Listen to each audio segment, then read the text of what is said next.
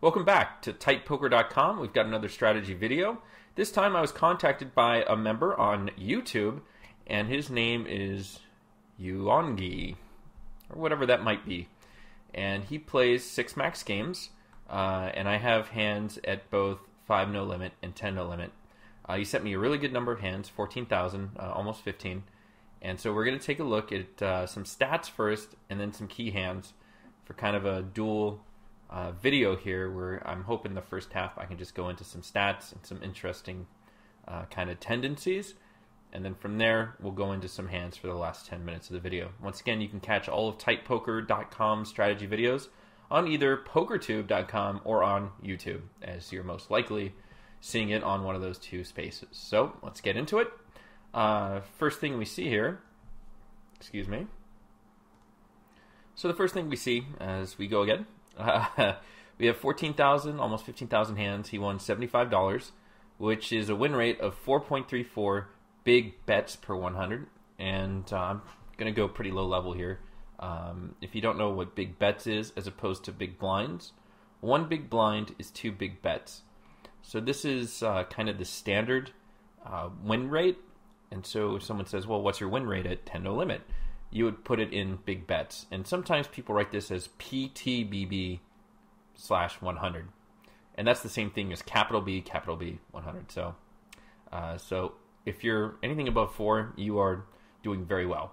Obviously, if you're winning, you're doing okay, and that's acceptable.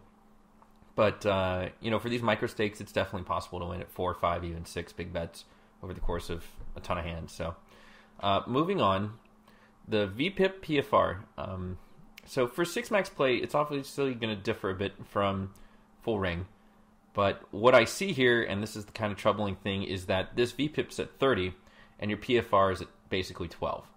And that's just way too much of a disparity, and what that tells me is that you're limping way too often. In 6 max play, you should be the aggressor, especially pre-flop. You shouldn't be calling too much, except for to set mine in most spots. Or maybe against some steals where you've got some decent cards that flop well. Outside of that, you should be the one who's raising or 3-betting, and there shouldn't be this wide a disparity. For example, on the tight range would be 16-13 for VPIP PFR, and the loose aggressive 24-22. So it's usually only 3 to 4% at most difference between VPIP and PFR.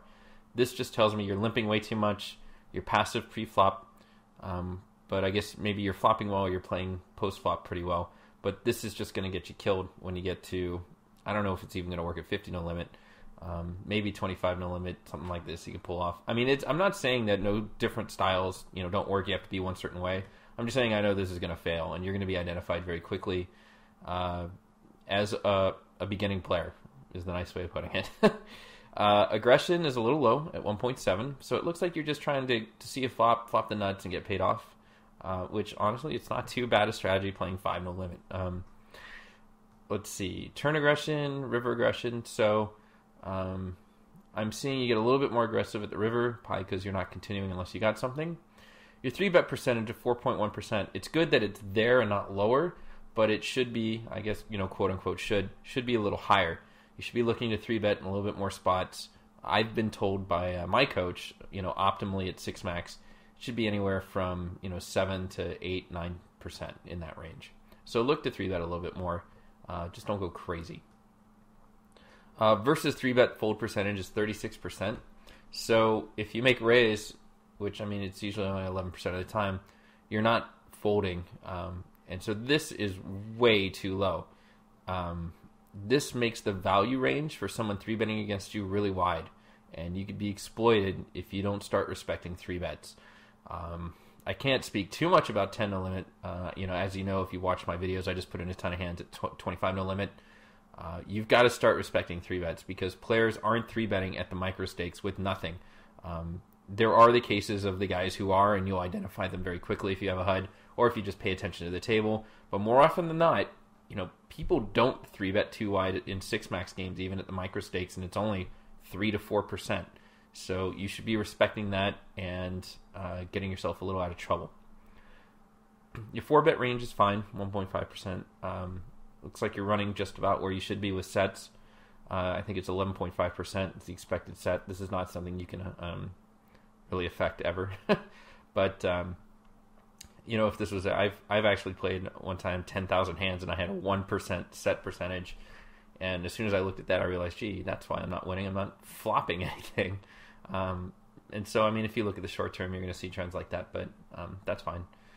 Flop C-bet, you should be C-betting a little bit more. 52.4% seems a little low, and it doesn't look like too many people are respecting your C-bets, which is really odd because, you're not C-betting too often, but at the same time, they're not respecting it. So that's kind of funny, but you should be, C-betting a lot more, and I would recommend that. I keep saying optimal range. I'm just going to throw out numbers, and they're not, set in stone, coming down as a commandment from the mountain. But this should be at least 60%.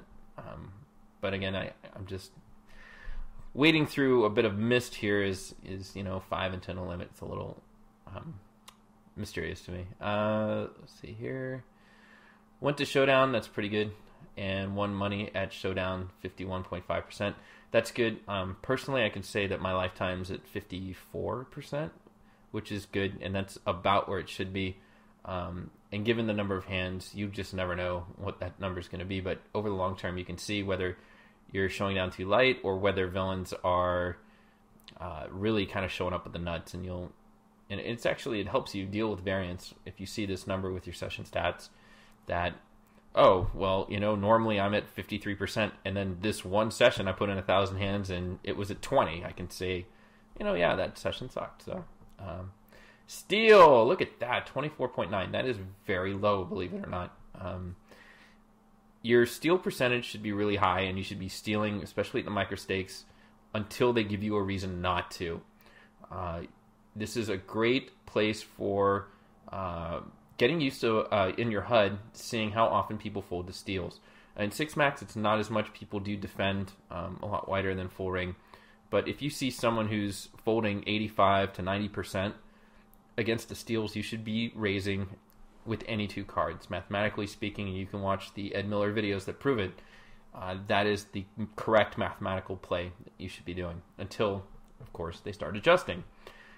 Steal success seems pretty low, actually. So maybe the story is that you would steal more, but they're just never folding, which means that you should just be adjusting your steal, which not to really a steal range, to something kind of more of a value range. And folding big blind steal, 61%, that's about right. Anywhere 60 to 70, I think is fine. And sucks you aren't earning more stars. You're probably just a silver star, even if... I guess you hit that, but certainly not anything more if that was the case. So what I've done here is bring up the position stats within Hold'em Manager. And what I'm seeing that's good is that you're tighter early, and then you start loosening up, and it looks like you're raising more. So this early of 18-10, it should be a lot. You should be playing tighter overall, and you should just be raising. Don't limp early ever. There's no circumstance you can tell me that I'll accept a reasonable explanation for. Just raise when you enter the pot. Everything else looks pretty good, except for the small blind. It looks like you're just limping in to play post flop with the big blind, which you should just be raising.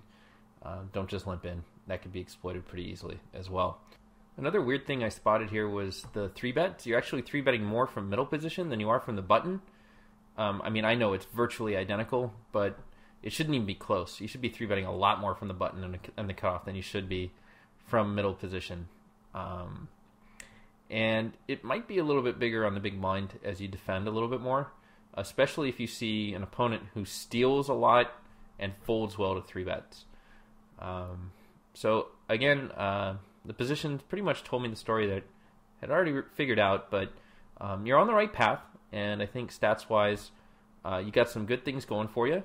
And just play a little tighter, raise a little bit more, limp a lot less, and look for better spots to 3-bet and 3-bet a little bit more, and you'll be well on your way to climbing the stakes and continuing to win some money.